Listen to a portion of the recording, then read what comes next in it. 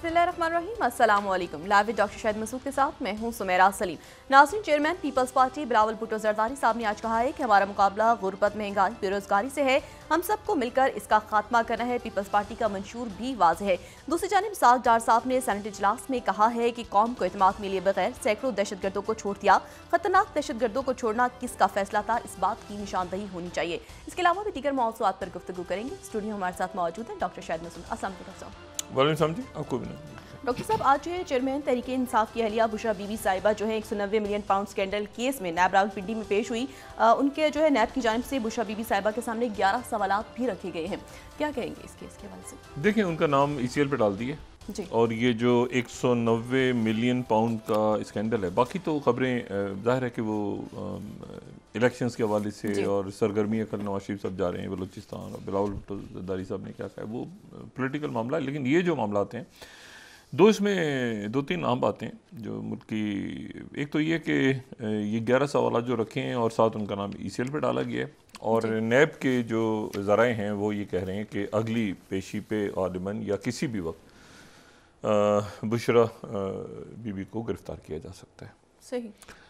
और उसकी वजह वो ये बयान कर रहे हैं कि आज चेयरमैन PTI और साबिक वज़ीर आज़म उनको ये 190 मिलियन पाउंड केस में गिरफ्तार कर लिया गया है अडियाला जेल में ही, जहाँ पर वो इससे पहले तोशा खाना में थे और बाकी उनकी FIRs जो दूसरी कटी हुई थी। लेकिन आज उनको नैब की टीम ने वहीं जाके तफ्तीश की और उसके बाद वारंट गिरफ्तारी जो उनके नैब के 190 मिलियन पाउंड का जो केस है जी, ये जिसमें इनका क्या नाम है, फराज शहजादी साहिबा और बाकी सारे जो नाम आ रहे हैं, और तो ये पैसा कैसे गया, कहाँ से गया, क्या हुआ, ये सारे सवाल इस किस्म के जो बुनियादी जो सवाल होते हैं।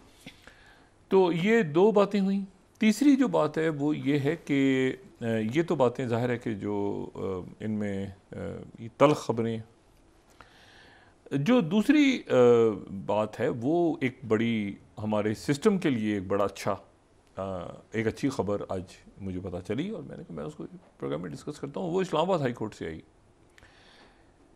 मुकदमात, ज़मानतें, सियासत, गिरफ्तारी ये होती रहती हैं, लेकिन कई दफ़ा सिस्टम बन जाए तो वो फिर सिस्टम आगे किस तरह से चलता है और उसमें इन हालात में भी उसमें कहीं आप देखें तो कहीं अच्छाई नज़र आती है। मिसाल के तौर पे जैसे फाइज शाह साहब ने ये ओपन अदालत रखी तो पता चला कि जी अच्छा किस तरह से जज साहिबान आपस में वहाँ पे वकला के साथ मुकालमा हो रहा है, दलाइल दिए जा रहे हैं, काउंटर आर्गूमेंट्स आ रहे हैं। इस तरह इस्लामाबाद हाई कोर्ट में आज एक बात जो है वो मेरा ख्याल है कि जस्टिस आमिर फ़ारूक साहब जो हैं उनकी मुशावरत अपने साथी जजों से मुकम्मल हो गई है और वो एक बड़ा फ़ैसला करने जा रहे हैं।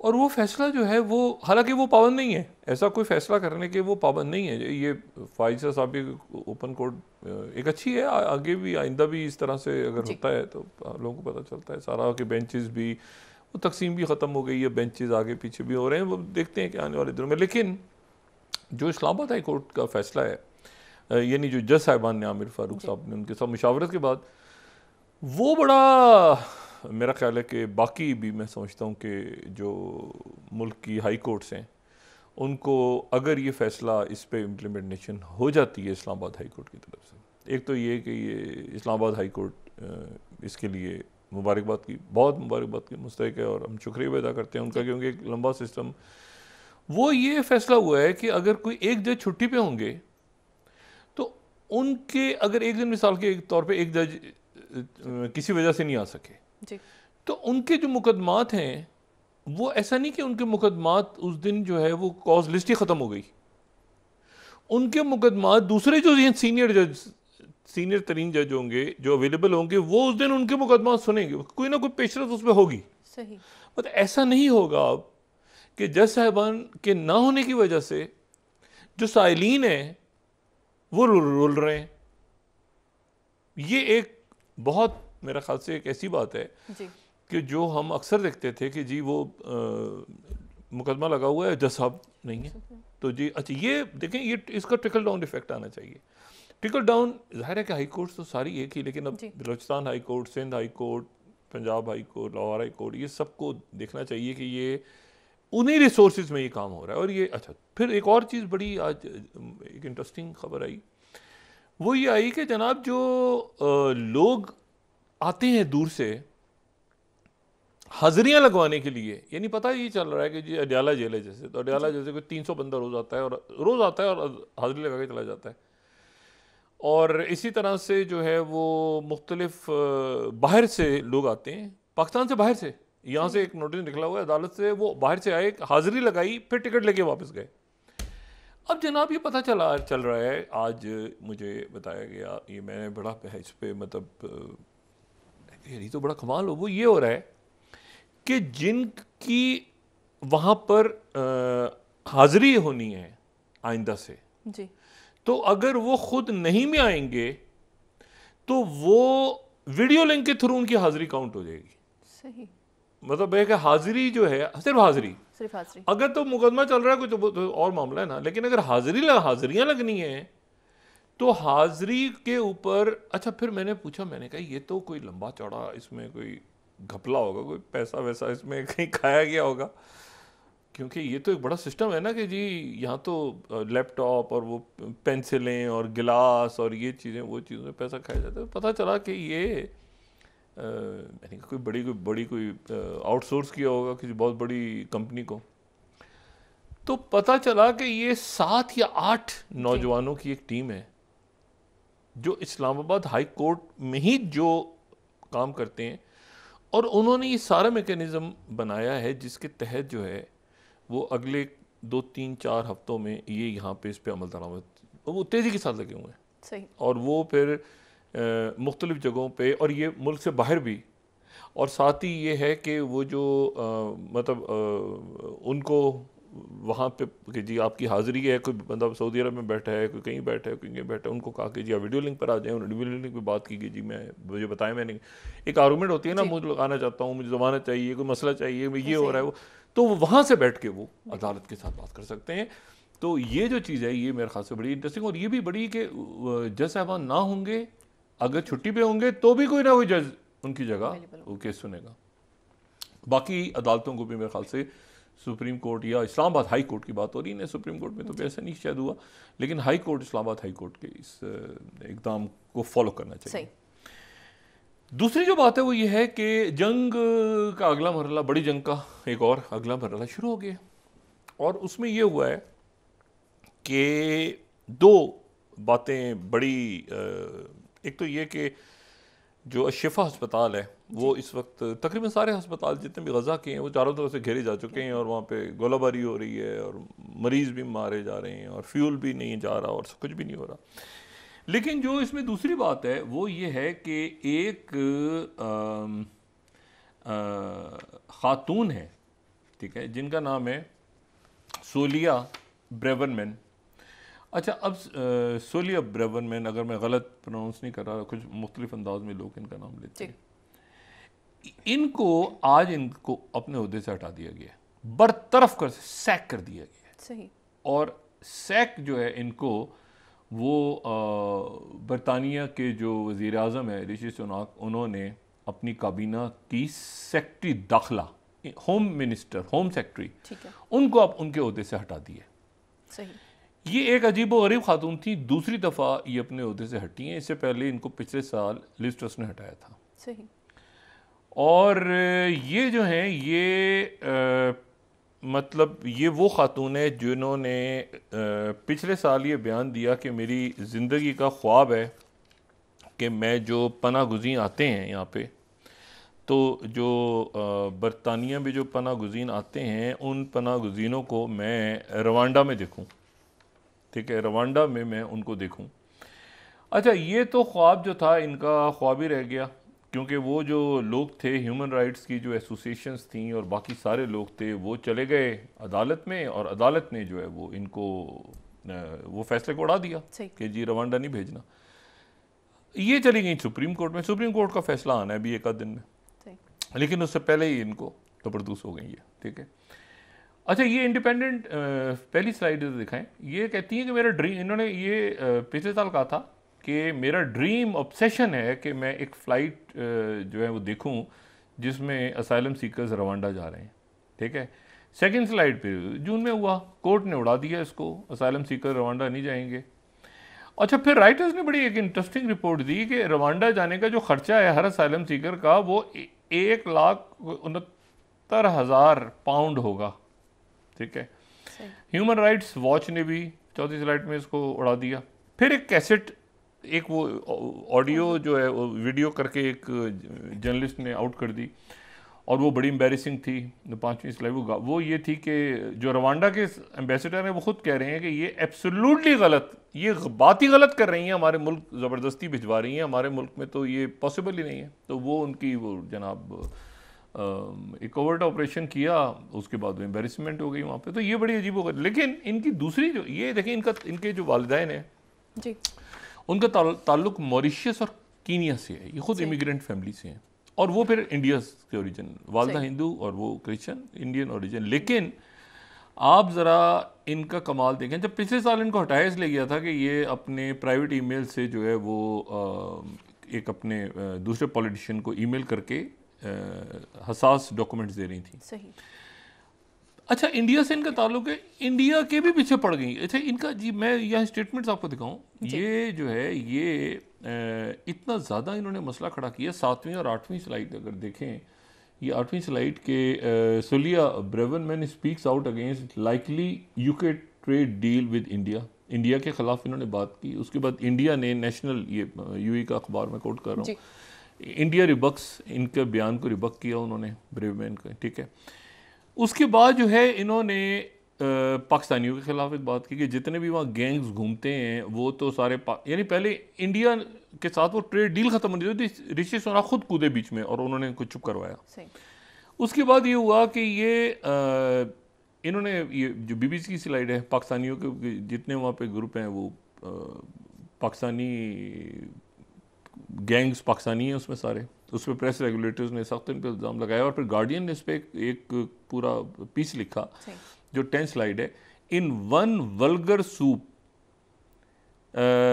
सुलिया Braverman has humiliated every single migrant in UK.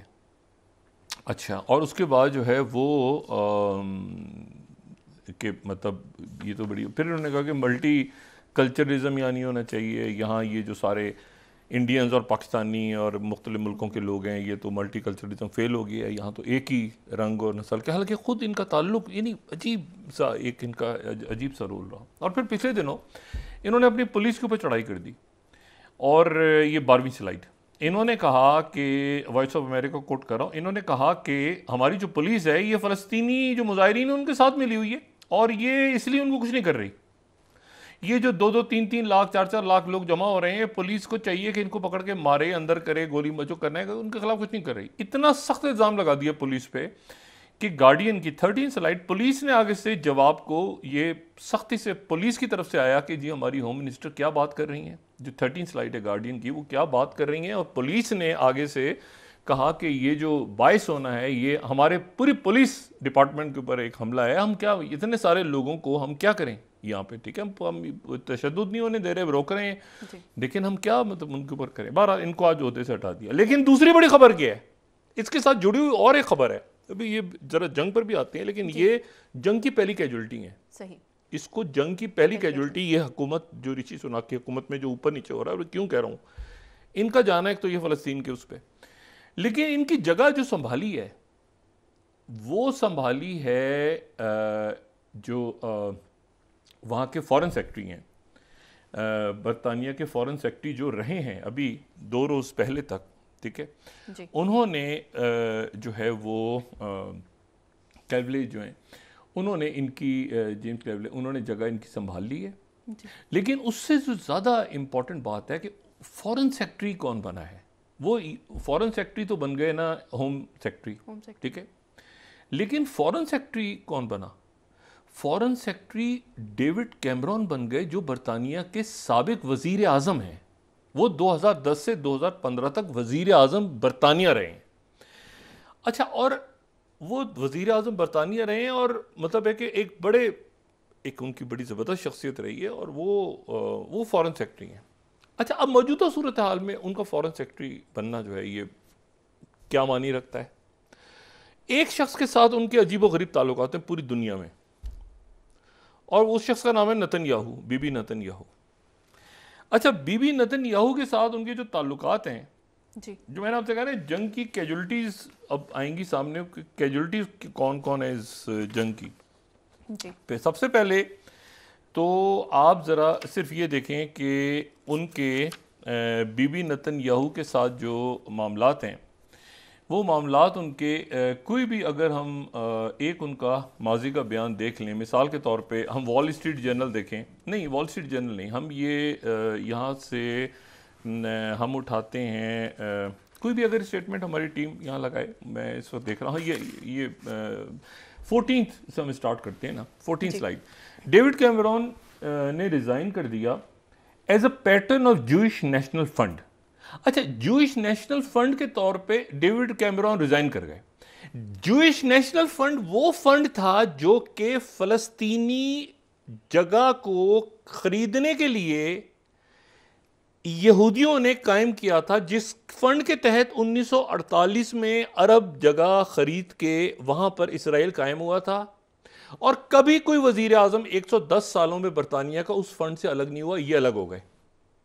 ये जब वजीर आजम थे ये अलग हो गए। उसके पैटर्न के तौर पर इन्होंने कहा मैं नहीं मानता, क्योंकि ये तो दो रियासती सोल्यूशन होना चाहिए, और ये तो बात ही, इन्होंने इतना बड़ा स्टैंड लिया। उसके बाद ये हुआ कि 2016 के जरा अखबार देखेंगे तो थोड़ी सी इसके ऊपर आगे भी बात करेंगे हम आने वाले दिनों में।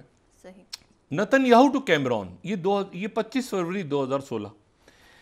If not for Israel terrorist would destroy Jerusalem's holy places, यानी कैमरॉन और इनकी आपस में, क्योंकि ये इन्होंने बात की इसराइल के ऊपर, इन्होंने इसराइल को कंडेम किया। 16 स्लाइड।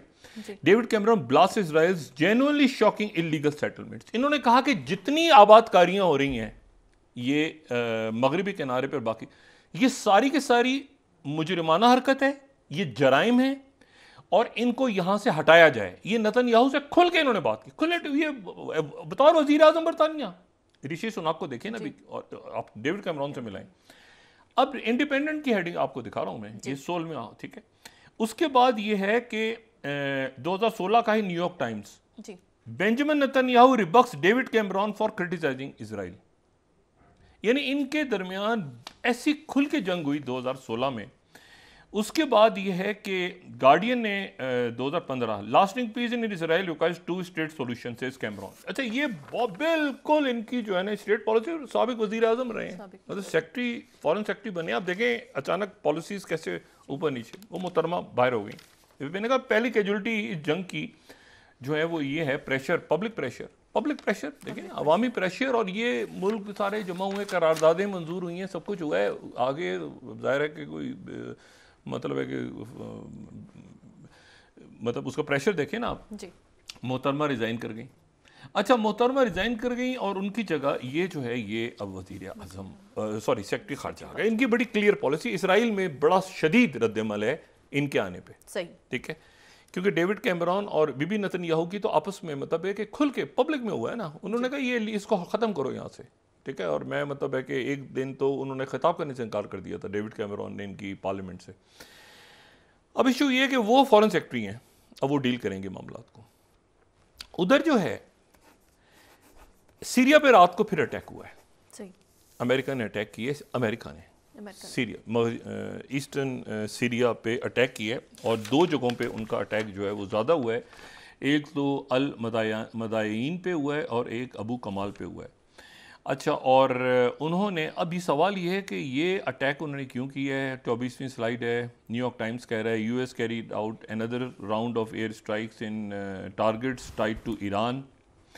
अच्छा, ये जो है अब सवाल ये है कि ये अटैक क्यों हुआ है। तो इस अटैक की तो हमें वजह ज़ाहिर है कि अमेरिकन ऐसा तो नहीं पता चल रहा, लेकिन जो मीडिया है जो महल न्यूज़ एजेंसी को कोट करते हैं, जो ईरान की न्यूज़ एजेंसी है, वो कह रहे हैं कि अटैक इसलिए हुआ है कि 4 यूएस ट्रूप्स को रात को मार दिया गया है। अच्छा, ये खबर चूंकि मैं कोट कर रहा हूँ उस न्यूज़ एजेंसी को, उसको गलत हो तो ये न्यूज़ एजेंसी ईरान की एक बड़ी न्यूज़ एजेंसी में, तो उसके बाद अमेरिकन ने अटैक किया।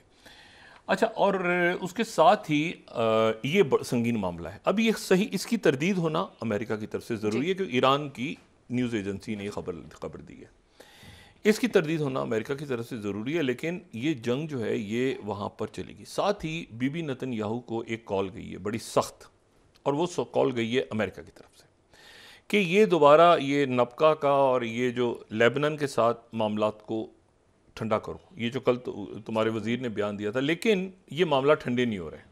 ये एक जेन्युइन स्प्लिट आया हुआ है इस वक्त दुनिया के अंदर कि क्या करना है। और ये जो तब्दीलियां आई हैं बरतानिया में, बड़ी तब्दीलियां, देखिए ना, इन तब्दीलियों को इसराइल बिल्कुल इस तरह से ले रहा है कि ये उनकी फेवर में एक खातून आवाज़ उठा रही थी और उनको जो है वो वहाँ से हटा दिया गया। तो वो बिल्कुल इसराइल जो है, ये 23rd स्लाइड अगर देखें ना कि ये, और 22nd 23rd, तो इसराइल का मीडिया आपको खुल के बता रहा है कि ये इसलिए हटाया गया उनको कि ये प्रो पैलेस्टीनियंस जो वहाँ पे मुजाहरे हो रहे थे उनके साथ वो ये 23rd भी आप देखें तो ये प्रो पैलेस्टाइन रिमार्क्स दे रही थी, तो इसलिए सैक कर दिया गया उनको। यानी ये अब इसराइल में हीरोइन बन गई। अच्छा, तो क्या अब क्या होने जा रहा है, क्योंकि ये अटैक जो हुआ है, और लेबनान के वजीर आज़म ने एक अजब बयान दिया आज, मेरा ख्याल है वक्फा ने उसकी बात करते हैं। उन्होंने एक ऐसी बात की है जिस बात से तलखी बढ़ गई उस वक्त जब यहाँ से शी जिनपिंग रवाना हो रहे हैं अमेरिका। 2000 शी जिनपिंग की इतनी वहाँ पे उनका इंतज़ार हो रहा है अमेरिका में कि वो जो चाइना US बिजनेस काउंसिल का जो टिकट है एक चेयर वहाँ पे उसका, वो $2000 है। और शी जिनपिंग के साथ वो जो उनकी बड़ी टेबल होगी, बहुत बड़ी टेबल, उसका जो उसके बैठने का जो टिकट है वो $40,000 है। यानी एक टेबल जिसमें चंद लोग बैठे हों, 8 टेबल, और एक सीट वहाँ पर वो जहाँ पे शी जिनपिंग हो, बड़ी सी मेज़ पे, और $40,000 में, और वो ब्लैक में सेल हो रहा है। उनके साथ मौका, तो वो 2 रोज़ के लिए 16 तारीख को वो वहाँ पे होंगे, 17 को होंगे, 18 को, जी। तो उस दौरान ये हो रहा है, जी। नाज़रीन, वापस आते हैं छोटे से ब्रेक के बाद।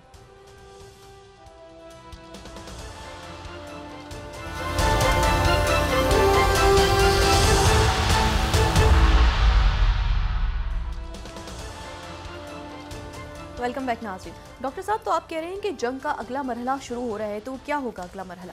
देखिए, एक तो अगले मरहले में ये लेबनान का जो मामला है ये ख़राब हो रहा है। लेबनान के साथ मामलात ख़राब हो रहे हैं, और ये सीरिया में अटैक हुआ है, उसकी क्या वजूहात हैं, कैसे हुआ है, क्या ये अभी देखना है। सही। और ये जो है ये अच्छा, मैं आपको डेविड कैमरॉन के बारे में, जो बरतानिया में बड़ी तब्दीली आई है, उसके साथ साथ एक और शख्सियत है, उनका नाम है ब्रेट मैकगर्ग। ठीक है, ये जो है ये जो छोटी सी टीम प्रेसिडेंट बाइडेन इंतज़ामिया की, वो छोटी सी टीम जो इस वक्त इन सारे मामलात को देख रही है, जिसमें एंथनी ब्लिंकन है, जिसमें जैक सलिवन है, जिसमें ऑस्टिन लॉयड, छोटी सी जो टीम देख रही है इस पूरे मामले को, ये उसका बड़ा अहम रुकन है। सही। ये खामोश रहते हैं, इनका नाम कम सामने आता है, लेकिन ये बहुत इम्पोर्टेंट ये शख्स हैं, ब्रेट मैकगर्ग। इनकी, अच्छा, एक तो ये कि सदर बाइडेन की कल रात को अमीर कतर से बड़ी तवील गुफ्तगू हुई है, ठीक है, और प्रेसिडेंट बाइडेन ने उसमें उनसे बात की है, और बस उनसे बात की है। लेकिन ये जो ब्रेट मैकगर्ग हैं, ये पहुँचे, ये हैं ब्रसल्स में, और ब्रसल्स से आज रात को ये किसी और ट्रैवल करेंगे, और ये खामोश दौरा इनका होगा, या शायद पब्लिक हो जाए कल तक बात, ये आ जाएंगे इसराइल। सही। और इसराइल के बाद ये जाएंगे कतर, मिस्र, उर्दन, इधर उधर, सऊदी अरेबिया। अभी इनकी आइडेंटिटी सामने नहीं आई, लेकिन ये यहाँ बहरहाल खत्ते में आ रहे हैं और खामोशी से आ रहे हैं। और एक पस मंज़र में एक बात आगे, बहुत काफ़ी हद तक आगे चली गई है, और वो ये चली गई है कि 80 के करीब लोग, अमेरिकन का ये कैलकुलेशन है CIA की, तो ये सारा जो कुछ हो रहा है इससे हट के 80 लोग गज़ा से जो हैं वो, जिसमें ख़वातीन और बच्चे हैं। सही।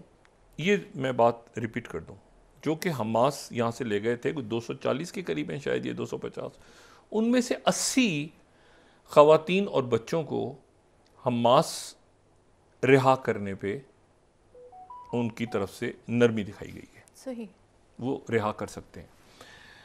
और ये जो बात है, ये अरब लीग की और OIC की समिट वगैरह के दौरान ये बात अपनी जगह चल रही थी। ये भी काफ़ी दिनों से ये बात हो रही थी, लेकिन वो 80 है तादाद। उसके बदले में इसराइल जो है वो तमाम ख़वातीन और तमाम जो टीनेजर्स हैं उनकी जेलों में अभी इस वक्त, जो कि किसी ने इसराइल के फ़ौजी पे पत्थर फेंका, किसी ने कोई बदतमीज़ी की, किसी ने कुछ किया, वो तमाम जेलों से इसराइल उनको रिहा कर रहा है, ख़वातीन और टीनेजर्स। उसके बदले में वो 80 छोड़ने पे राज़ी हो गए हमास वाले, यानी पहले ही ये प्रिजनर स्वैप हो रहा है। अच्छा, अब ये मैं कर्क को इम्पोर्टेंस क्यों दे रहा हूँ?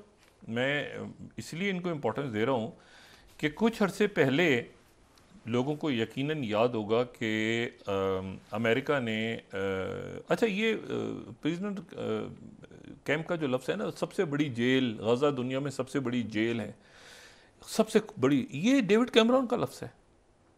ये 19 स्लाइड अगर हम दिखाएं ना, ये डेविड कैमरॉन ने 2010 में जब ये वज़ीर आज़म बने हैं ना, तो इन्होंने इसके ऊपर आज तक ये जो बात होती है ना प्रिजन कैंप, ये 2010 में डेविड कैमरॉन का जुमला है। अब देखना ये कि डेविड कैमरॉन का अब क्या रोल होगा। देखें, ये बहुत बड़ी तब्दीली आई है इस वक्त एक इंटरनेशनल लेवल पे। अच्छा, उसके बाद जो है वो तो ये मैं क्यों कह रहा हूँ कि ये इम्पोर्टेंट है, इसलिए कि चंद रोज़ पहले आपको याद होगा कि ईरान ने 5 अमेरिकन को रिहा किया था जी। और उसके बदले में कोई 1.6 या इतने अरब डॉलर जो हैं वो जो कि जनूबी कोरिया में थे वो डीफ्रीज हो गए थे और वो कतर में आ गए थे। बात हमने डिस्कस भी की। ये कई साल से मामला चलता रहा कि यरगमालियों को किसी तरह से, इसमें कतर ने इसमें रोल प्ले किया था बड़ा इंपॉर्टेंट। उसमें अमेरिकन की तरफ से जो शख्सियत थी वो भी यही थे।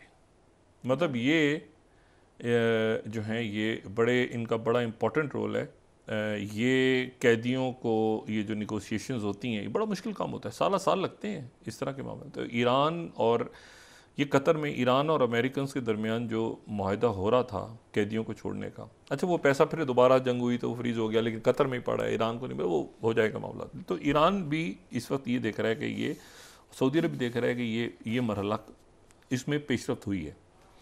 अच्छा, इसमें पेशरफ्त हुई है तो ये मैं इसलिए कह रहा हूँ कि जो ये जो बयान आया है ना इनका, नेतन्याहू का जो बयान है, ये नेतन्याहू का बयान ऐसे ही नहीं आया। नेतन्याहू का एक बयान आया जिसमें वो कह रहा है, नेतन्याहू के ये 28 स्लाइड, उसने कहा है कि hostage deal could happen with reports of emerging prisoner swap.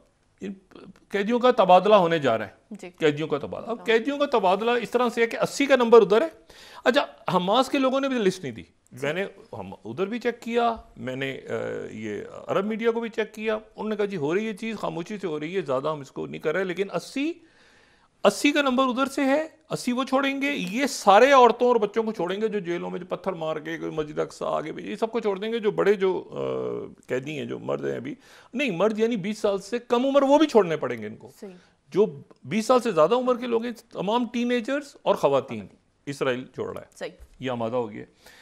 अच्छा, उसके बाद दूसरी जो बात है, जो मैं जिस चीज़ को थोड़ा सा लेकिन यहाँ पे बात करना ज़रूरी है कि ये जो लेबनान है, लेबनान के साथ बॉर्डर्स के ऊपर कशीदगी, देखिए राइटर्स ने आज जो खबर दी है 45वीं स्लाइड, दुनिया का प्रेशर देखें आप। Israeli tanks 45th at the gates of main Gaza hospital where patients trapped in circle of death.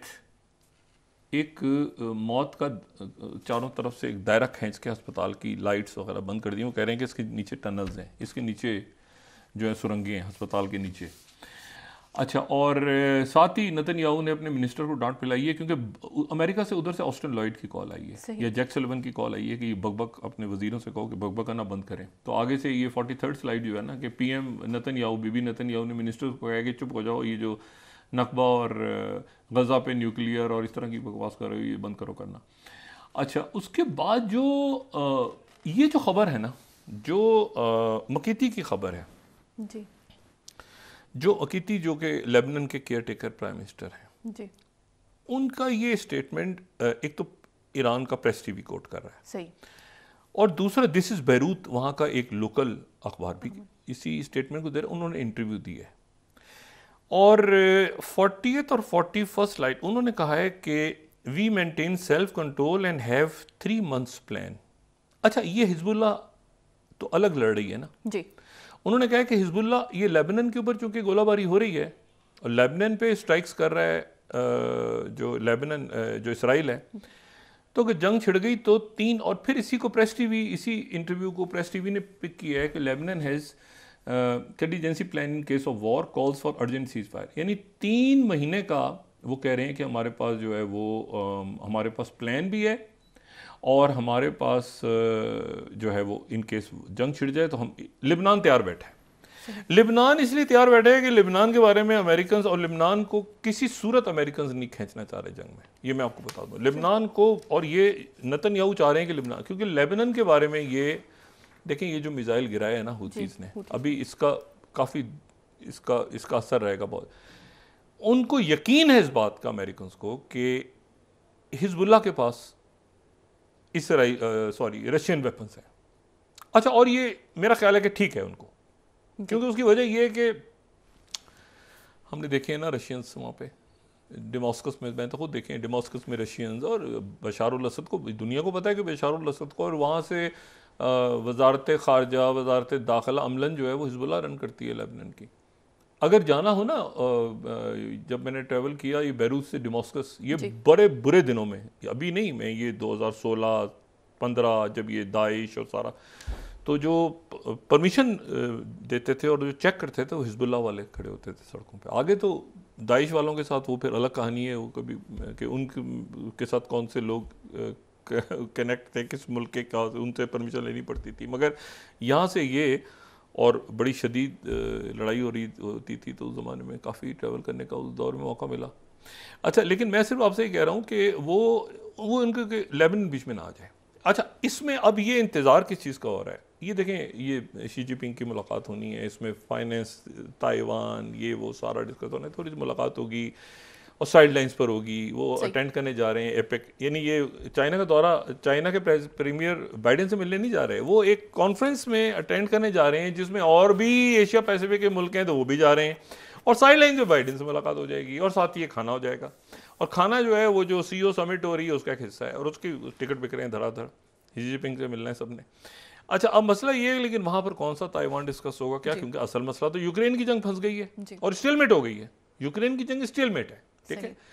ये फ़लस्तीन का मामला, वहाँ पे दबाव, प्रेशर, ये जो बरतानिया कई काम, देखें बरतानिया कभी, मैं जो लोग भी बैनुल अक़वामी अमूर पे थोड़ा सा भी, इतना बड़ा कदम बरतानिया की काबीना से होम सेक्रेटरी को निकाल के फायर करके पुराने जो वज़ीर आज़म हैं उनको सेक्रेटरी खारजा बनाना इस वक्त, जिनका ख़ास नुक्ता नज़र है फ़लस्तीन के बारे में और बीबी नेतन्याहू के बारे में, तो इसका मतलब है बरतानिया प्रॉपर एंटर हुआ है ना, 2 कदम आगे मैक्रोन से आगे हुआ है ना, कि पीस इसको मतलब अब, और अमेरिका पीछे, ज़ाहिर अमेरिका अपना एक वो रखेगा गुड कॉप बैड कॉप, और इधर से ये प्रेशर आएगा ऋषि सुनाक, और ये डेविड कैमरॉन अपनी ज़ात में खुद, डेविड कैमरॉन सीनियर हैं भाई, डेविड कैमरॉन ऋषि सुनाक से सीनियर, पार्टी में भी सीनियर हैं, वैसे भी बड़े पॉलिटिशियन हैं, और दुनिया में उनकी ज़्यादा से है डेविड कैमरॉन की।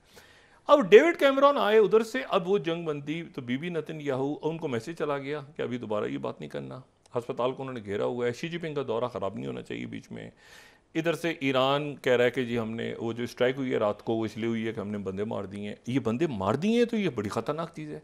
गुरिल्ला कार्रवाइयों के लिए तैयारियाँ हो रही हैं, अगर ये मामला हुकूमतों ने नहीं हल किए जो कि हल करने चाहिए, इसीलिए अमेरिकन को देखें, अमेरिकन भी जानते हैं और अरब मुल्क भी जानते हैं, ये लफ्ज़ जो तैयब अर्दोगन ने इस्तेमाल किया था ना, मुजाहिदीन,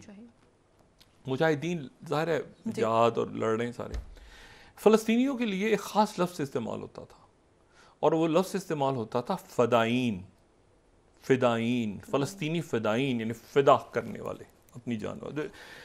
ये जो इशू है ये किसी और रुख पे ना निकल जाए, उससे पहले इसको डिप्लोमेटिकली हुक्मरानों ने, सफारतकारों ने, यूरोपीय यूनियन ने, बरतानिया ने, अमेरिकन ने टेबल पे बैठना है, इसको मसले को हल करना है। और ये जो 12,000 लोग मारे गए हैं, ये शहीद हो गए हैं जी। इसमें जो इन लोग इन्वॉल्व हैं, देखिए अगर उधर हमास ने तो अभी तक किसी को मारे जाने की इतला नहीं है ना, अगवाई किया हुआ, चले इन्होंने शहीद कर दिए लोग। जी। मसला ये है कि ये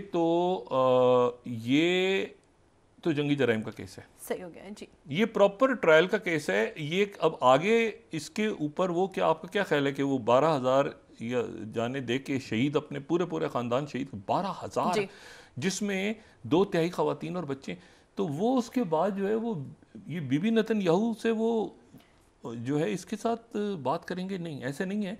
तो ये आने वाले दिनों में जंग किस रुख पे जा रही है, ये फैल गई है ना एक तरह से। तो लेबनान के वजीर आज़म अगर कह रहे हैं कि हम 3 माह के लिए तैयार हैं, उधर स्ट्राइक हुई है, इसको यहीं पे कंटेन करना है। और मेरा ख्याल ये है कि अगले 24-48 घंटों में ये वाज़ेह हो जाएगा, क्योंकि शी जिनपिंग का दौरा, मतलब वहाँ कोई बुरी, उसके बाद क्या होना है वो सामने आएगी चीज़। ठीक है जी, बहुत शुक्रिया डॉक्टर साहब। नाज़रीन, इसके साथ ही आज का प्रोग्राम अपने इख्तिताम को पहुंचा। मुझे सुमेरा सलीम को दीजिए इजाज़त। अलानी के बाद जी डॉक्टर साहब, अपना दोस्तों, रिश्तेदारों को, के लोगों का सब ख्याल रखिएगा। अल्लाह हाफ़िज़।